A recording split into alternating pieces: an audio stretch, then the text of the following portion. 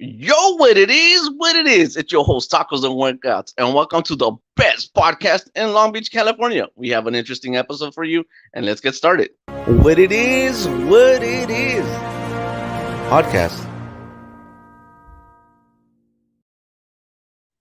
Thank you once again for joining me, and coming back to the best podcast in Long Beach, California. It's your boy Tacos and Workouts, and I've been trying to get this gentleman here for a while, and he's busy. He's a busy guy, and I'm so excited to have him on here because he does very important things to our community. So here he is. Hey, ¿cómo estás? How And are you? good, man. I'm excited to have you, man. Thank you. I'm happy to be here. Do you want to go ahead and introduce yourself? Yeah, my name is Alex Enamorado. I'm a city commissioner and also a street vendor activist. Okay, and what does a street vendor activist do? So there's a variety of things that we have. So we have a few resources for street vendors. The way I got involved is there was a street vendor in Long Beach, actually, that was beat up pretty badly. And then there was a lady that created a GoFundMe, didn't know him, and she ran away with the money. So when there's a street vendor victim, I kind of became a first responder. I make sure that they have a GoFundMe and that they only have access to it. And then from there, we have friends who are pro bono attorneys. We have civil attorneys. We provide security if they feel fear to going back to work. We do community buyouts. We try to find a way where they can sell safely. Also, we provide help with permits. We connect them with other organizations that do legislation. Wow, that's a lot of work, man. And you know what? I want to say thank you for the hard work you do. I mean, all this time I was always thinking like something should be done, and you're him. You're the guy that's doing it, man. And when I first caught wind of you, I was like, I need to have him on the podcast because it's I've always wanted to do something like this, but not knowing how to do it, not having the right connections, it's almost impossible. And sometimes you need the right person to get the wheels moving, how things work, and get that going. So I want to thank you for that. And I was on the same position. I didn't know how to do it, but I people ask me all the time, like, what was my goal, right? Because I don't get paid from this. This is not my job. I do this on my own. But my only goal was not to get a street vendor killed in LA. Because during the pandemic, man, it was really tough. They were getting beat up, stabbed, shot. So that was my main goal. So someone in the comment section on TikTok said, give them tasers. So I started giving them tasers, pepper spray, and then I actually had to hire PPO licensed security guards with guns to stand out there for 6 hours. That's how bad it got. Yeah, you know what? I have my thoughts on that, man. I think that street vendors, they should be left alone. And it sucks because they're not. And usually when they fall victims to violent crimes, half the time they don't report it because they're in fear that they might get they might be the ones that get in trouble, right? Sometimes they're not here legally, or sometimes they don't have their legal status secured, so they're like, no, I can't call the cops porque me van a echar para atrás de Mexico, Honduras, Guatemala, wherever they're from, right?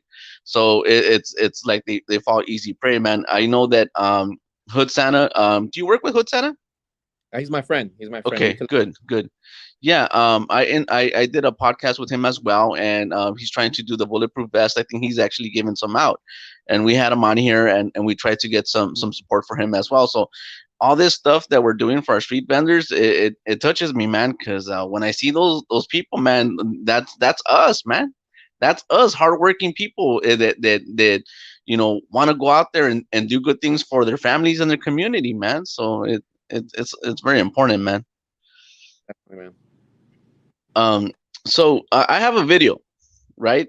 And and I want to show you. This is how I first caught wind of you. And then I kind of want to touch a little bit more on why this happened and let's play the video. Buddy here kissing ass to cops. Well, his name is A Cop Torosian. No kidding. He goes by Jack. But his employees hired Leti's Aguas Frescas, but I guess he didn't know. And when he approached them, he said racial slurs. My juice opening in my chair. Are you kidding me? Tell them to get the fuck out of here. This is embassy. This is not a Mexican hangout. This is his gym here in LA on Vineland, and he's opening another one in Miami. You're gonna allow that, Miami? Make sure to leave a review on Yelp.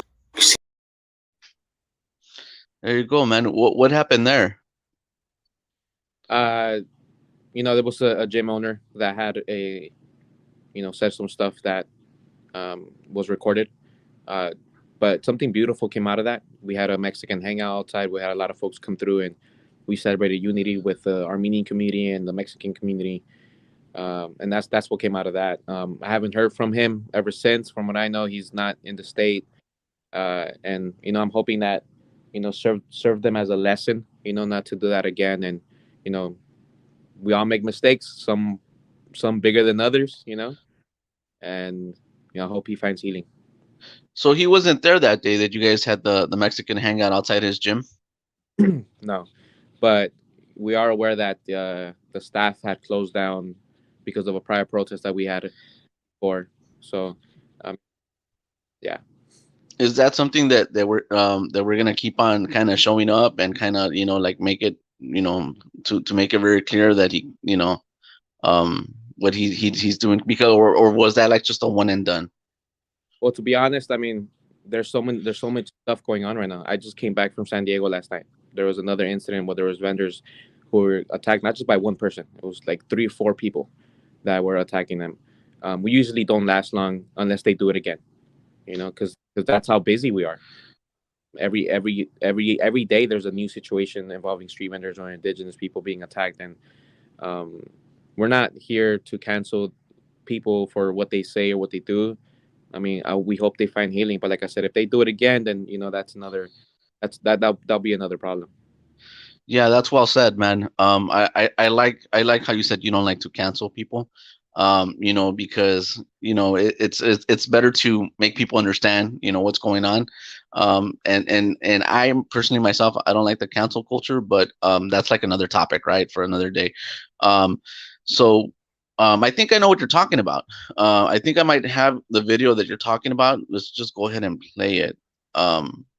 In regards to what's going on and then if it's not the video, just let me know. Fucking talking about it. This is my property because I'm a fucking taxpayer, bitch. It's your fucking property. I'm a taxpayer, so you owe me fucking money, asshole. Stop touching me, you fucking. All right, there, let's go. Let go. That's it.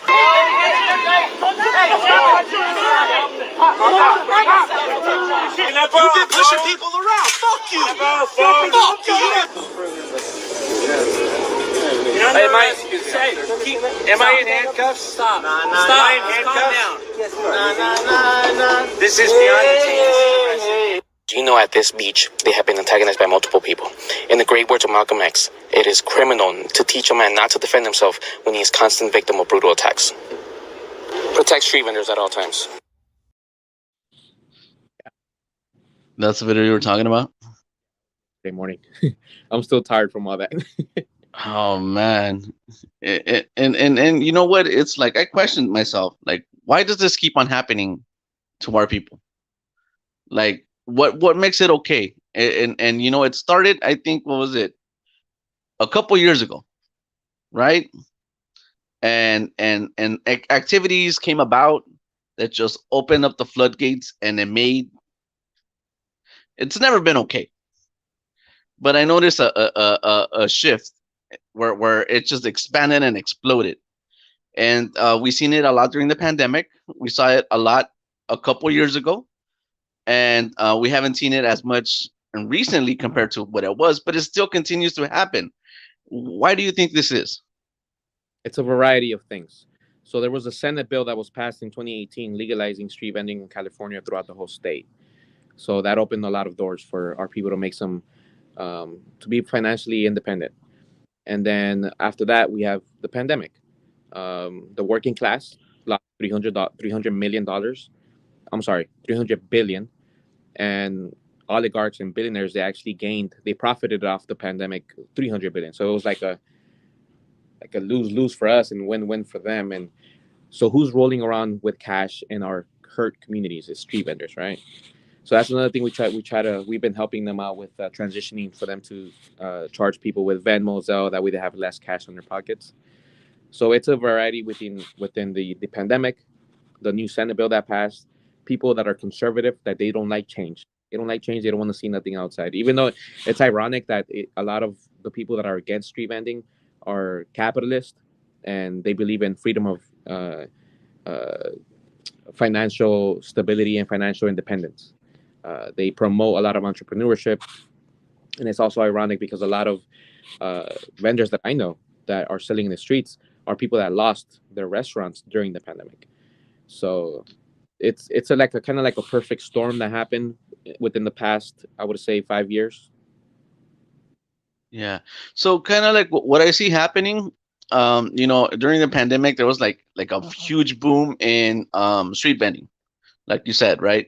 And a lot of it was like street, like there's always been like your elotero, your lady selling their tamales, your frutas, right? There's always been that, so that's always been like a constant, right? But now it's like there's like I lived in East LA, so in East LA there was like a taqueria like in every esquina, right? And they all profit, man. It's like, what, everybody made money. One day you eat tacos at this stand, the other day you go eat another taco stand, and whatever. It's a beautiful thing, right? But I noticed that like throughout all of LA County, now there's taquerias everywhere. It's like a big boom, right? Well, I've been seeing I think I seen it on one of yours, where it's, I don't know if it was the cops or something. They came and they threw away the food, and I've been seeing that. So and I think that that's something that is going to start to happen more and more now that the pandemic seems to have like died down a bit. Uh, yes. So that it's hard, man, because the Department of Public Health, they make it super hard for them to get their permits. A lot of people talk shit. Sorry for cussing, but a lot of people talk crap saying, why don't they get their permits? And personally, I've seen how hard it is. For example, the Department of Public Health has only approved a tamale card. And so if you have an elote card or if you have a taqueria, they won't they won't approve it. They haven't even figured it out themselves. So yeah, it's gonna keep happening, but there's also a new Senate bill that makes it easier for them to get their permits, and it's on the table right now for the Assembly to vote on it. And if that passes, and then the governor signs off on it, then it'll be easier for them to get their permits. And this is a question I've had meetings with the Department of Public Health, and I've asked them, "Have you looked at the data of food poisoning cases in the hospitals? The majority, 9.9% per capita, uh, 9.99%, 99% per capita is from restaurants. So even if you have that A on your window, it doesn't stop your an employee to spit on your food, to not use their gloves. I mean, what, they get a routine check every 3 months, So if I were to see a big spike of food poisoning cases in hospitals because of street vending, I assure you, I would be on the same book and try to make them more sanitary. But they are very sanitary at the end of the day. Yeah, yeah. It's crazy because it's people use these numbers, right? They use these numbers to manipulate us and all costs and stuff like that. And it's, I think you're right. I think it's very, very minimal that people get sick eating off of. It's like in Mexico. It's but not only in Mexico, throughout the world, man. I seen people. I'm not well traveled, but I seen people like in the Discovery shows that they go to all these places. They go to China, they go to India, and it's just a thing that humans do, man. It's not so much here in the United States, as common, right? I think at one point there was a lot of street vending, like hot dogs and stuff like that. But this is the reality that it is a common thing. So we need to figure that out. But I think we have to like unite as a people, like as Latinos, Mexicanos, and figure out what has to be done. I guess we have to organize some sort of event or something where we could get like people like yourself, that are well knowledge and kind of like help us guide us the right way. Definitely, and that's what we're trying to make it easier for them to get their permits. And then, look, at the end of the day, the goal is to get them a brick and mortar, to get them a shop where they don't have to worry about going out on the street or doing anything. And like I tell you, it's ironic that the people that are against that are the ones that promote capitalism. They promote entrepreneurship. So I just came back from New York not too long ago. We had a grand opening for a lady who was street vending for almost 20 years, a tamalera lady, and now she has her own restaurant, and that's the whole goal, that's the plan, because that's the society that we live in. We live in a selfish world where it's up to yourself. You get no help, honestly, and it's such a large wage gap that we have right now in this world where the working class is just getting sucked dry by billionaires. I kind of want to backtrack a little bit and talk about that video that we just showed, the San Diego. What beach is that? Well, where's this going on? Because we had that person, right, that was talking smack. I think we had a person on a bike, and then we had another gentleman just walking up and goes, "Hey, let me see your permit." And then they asked him, "No, well, let's see your ID," and he didn't. So it seems like at this beach, it's a constant thing. Where exactly in San Diego is this happening, and why? This is in Mission Beach, and to be honest, they're just being targeted because when I went out there and I spoke with the white street vendors, because there's a lot of white street vendors, they haven't got any sort of criticism or anything. Um, and then so it's at Mission Beach on near Dock 13, and there's just been a few people. So there's this guy named Larry Webb. He's the president of the Mission Beach Council. It's like a neighborhood council. They have zero political power, but they just like to use fancy titles. And he's been adamant of getting these vendors out. They say that they're blocking people's views from the ocean, but then again, they don't complain about the big businesses that block the views that are literally 2 feet away, like 16 feet away from the sand. There's several restaurants, several houses, and yet there's a little section there that they've allowed street vending. Um, so it's mainly that guy. I haven't ran into him yet. I would love to, but I haven't run into this guy. This guy's spearheading everything, man. He has a pretty large local following, and he's basically just targeting these vendors. So it's just the raza, right? That for some reason everybody's taking it upon that. You know what? We're gonna walk up to the raza and we're gonna be like, hey, you know what? You can't be doing your business here for whatever reason. But when it's other people, then nothing is said or it's perfectly fine. I wonder why that is, man. I mean, I don't see, the vendors causing any kind of damage or escandalosos or throwing big parties, or they're just there to create commerce. So I don't understand why this keeps on happening, man. And it happens all over LA, man. It's a constant. It almost seems that it happens every day, man. Recently there was something also in San Pedro that happened, right? Some guy was selling tamales. What happened there? So Juan was walking down the street in San Pedro, and there was this guy named Chris Shelby that approached him. He said, "Get out of here, you wetback! Next time I see you, motherfucker, I'm gonna get you." And yeah, and luckily he kept his composure. He just recorded it, and so right away I contacted my folks that I know in San Pedro. They got me in contact with his wife, and then we had a community buyout. It was funny, man, because I planned the buyout at 10 a.m. I got there like at 9:50. No one was there. There was like one guy that I knew, and next thing you know, man, this 10 o'clock hits, man, people just start flooding out of nowhere. Yeah, heck, like it was dope. and you sold them out, huh? And I think you did it right in front of his house, right? Oh yeah, and then we seen him through the window hiding. It was amazing. He scared, and he hasn't. Uh, That like with him too, I backed off on him. I was like, all right, cool. He hasn't bothered him. Juan has been selling around that area. He hasn't told him anything. So, if he does it again, then we're gonna have to step in, get restraining orders, and make sure that he doesn't. Because this guy, man, he was crazy, dude. He had a lot of Facebook posts talking about he wanted to kill N words and oh, so that's what it is with that guy. a lot of bigotry, man. It sucks. All right, man. I have one last video I wanted to show. And I don't know the full story, but maybe you could fill us in on this one. There's dirty Mexican coming out from my every orifice. I'm a human being, and I do have feelings, and I truly am so sorry. These were my words, and You can wipe those fake tears. Why is it that all these business owners are doing damage control? If she wouldn't own this business, she wouldn't be saying sorry or wiping fake tears. And I'm not trying to be funny. I'm dead serious with this, okay? This dirty Mexican coming out from my... There you go. So we have another business owner who feels it's perfectly okay to make either being serious or making fun and using Mexican as a punchline.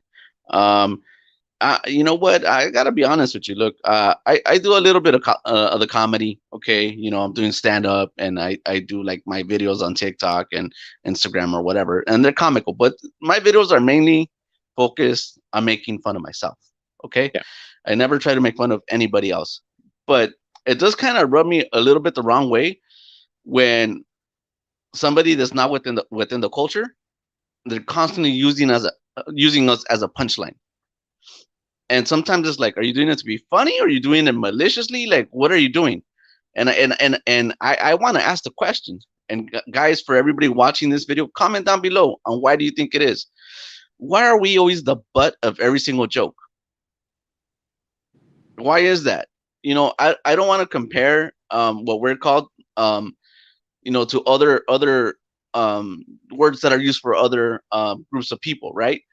But it's in the constant in the context that the word is used. The word itself is when they say Mexican is not a derogatory term. Okay, it's just labeling us as raza that we come from Mexico. But the way it's said, they say it in a derogatory term, and that's what I'm not cool with. It's like, why do you say it like that? Like, if it's a bad thing. Being Mexican's not a bad thing. Being American's not a bad thing. Being Puerto Rican's not a bad thing. Being Brazilian, it's not a bad thing. But why are we always the butt of every single joke? I mean, it's it's not just like joking. It's more like the standard of living of what we've been through. They've not only have we been oppressed through jokes, but we've been oppressed through like actual physical things. Like um, going back, let's say 1,000 years. Or indigenas. The Mayans, Aztecs, and natives that we got invaded by colonial people, like white people from Spain, white people from England, and they kind of looked at us, and next to African Americans, they look at us kind of like dirt, like we're not human enough. And it's literally in the Constitution that they actually placed that African Americans, I think they were like, what, they named them one third of a human. And that hasn't gone away, bro. That hasn't gone away. There's a lot of people who I mean, look at how many people voted for Trump and who just believe in white supremacy deep down. They might not show it, they might not say it, but it slips here and there sometimes, and that's when we catch that BS from that lady. Yeah, man. This is why it's important. Look, man. For all you guys who do not follow Alex, follow him. He needs as much support as possible because he's our voice. He's leading the way to community activism and fighting for people, man. So this is why it's so important when I tell people to support the right podcasters, support the right people, get behind the right people, push them, help them grow to create a bigger voice to get more things done, man. That's why I say, to support us, as content creators. But getting back to what you just said in regards to like, things not being fair and being oppressed or whatever. I'm gonna tell you a quick little story. I know you gotta go because you're very busy. So I'll just say this real quick. Um, a couple years ago, maybe like about, I don't know, 5, 6 years, I was not in a very good place financially. I was working at a place where I didn't want to be, and I was looked up and looked down upon, and sometimes also not treated well. And there were people that were not Mexican, and they didn't understand, and they said, "Why can't you be successful?"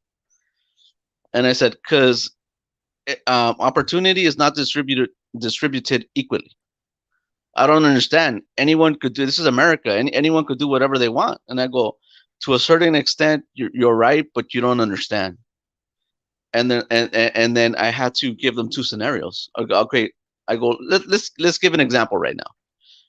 Let's have a race, right? As a matter of fact, I'll race the world's fastest man, Usain Bolt, 100-yard dash, and I could beat him. And then the person's all like, "That's impossible." And I go, "No, it's perfectly possible. Look, I'm very short, overweight, whatever. I could still beat the fastest man in the world. And I go, well, how are you going to do that? And I go, I'm just going to put a whole bunch of obstacles in front of him. So, we're going to start running, and I'm going to put a big wall, and he's a big 10, 12-foot wall, and he's going to have to climb it. And I'm going to keep on running. And then once he's done climbing that wall, there's going to be a ditch. He has to jump in the ditch and then get his way out. And I just keep on running. And then he gets out of that. And then he, there's a crocodile pit, and he has to go through that. So I keep on putting all these barriers in front of him, right? So you're too busy running these barriers that you can't get to the finish line. By the time he gets to the finish line, I'm already made it. I'm already so far ahead. And that this is the reason why we can't be successful. And a lot of people don't understand. They're like, oh, you're from Mexico, and you've been here for 20 years. And the reality is that even though you've been here for 20 years, it doesn't make it even. It doesn't, I'll give you another scenario. Someone made a comment. Well, they've been here for 20 years. Why can't they learn the language? And I'm all like, well, it's very easy. And I'll tell you why. Okay, they come here, sometimes as adults, sometimes as children. Their whole family, nobody in their family speaks the language, right? They live in a community where nobody speaks the language, right? They go to a place where they want to learn, but they're not educated to learn the language, right? And then sometimes they're forced to work 12-hour shifts. So they got out of work, they have nothing to do but just go home and eat. So when the hell do they have time to study the language, to get ahead, to do that? So it's a lot of work, being in the position that we are, and sometimes people don't understand. That's why it's important to have these community, podcasts and community get-togethers and discussions of why things are the way they are. What I would like to see is more unity within, our communities. People start supporting each other and actually backing it up, man. Like I said again, do me a huge favor, subscribe to his channel. I've been scrolling, and almost every day I get something from Alex here, something informative, and I'm like, wow, where does he get all this content from? And it just opens up my eyes. It keeps me alert, right? It makes me like view things a certain way, man. So this is the guy you guys need to support, man. Thank you. You said a lot of truth, man. A lot of truth. And just to piggyback on what you said, when we also have Mexican brothers and sisters who make it here in this country, they think that anyone can do it.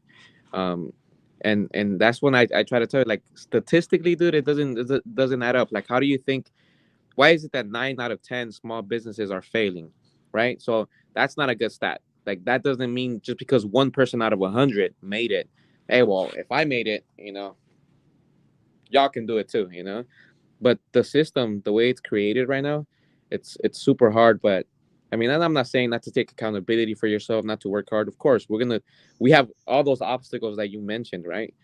But I'm just simply saying, like, I think we should make those obstacles less and obsolete in the future, And for example, yesterday when I was in San Diego, we were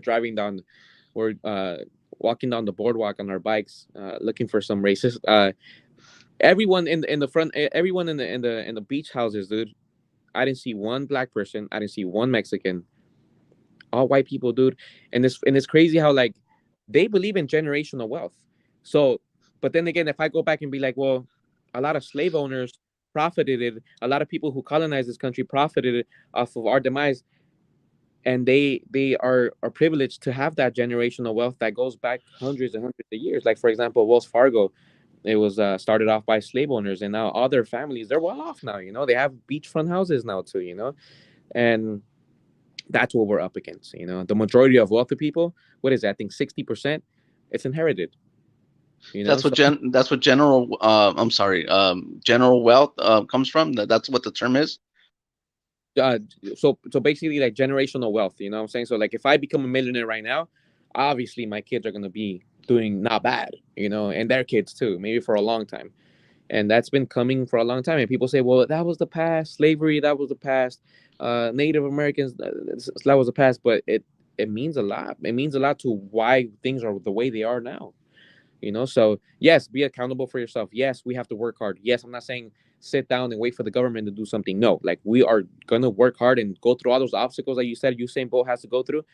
But damn, man, like why be mad at me for trying to make it easier for us, because it's been easy for them. That's it.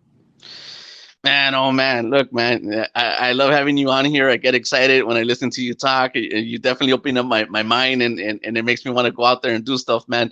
I know you gotta go, so you know what? I'm just gonna say it like this. Look, man, thank you, Alex, for coming on. We invite you to come back again. You know what? We want you to be our correspondent. So whenever you have anything that you want to say, if you just want to come in and just talk and relax, whatever, you're always invited to come out to the Tacos and Workouts show. You know what? Before we have to go, because we have to go, give them all your info so they could follow you, man. Sure. I know it's a bit hard. So my last name is Enamorado. So you can follow me on Enamorado Alex _ all social media platforms. So it's EN as in Nancy, AM as in Michael, ORAD as in David, O Alex _ or you can just simply search Enamorado on Instagram. Luckily, I pop up now. I was shadow banned for a minute, but I should pop up. All right, there you go, guys. So do me a huge favor, follow him. We're gonna be seeing a lot more from him, and we'll say goodbye for now. But we're not. Oh, I'm sure he'll be back at some point. Thanks a lot, guys.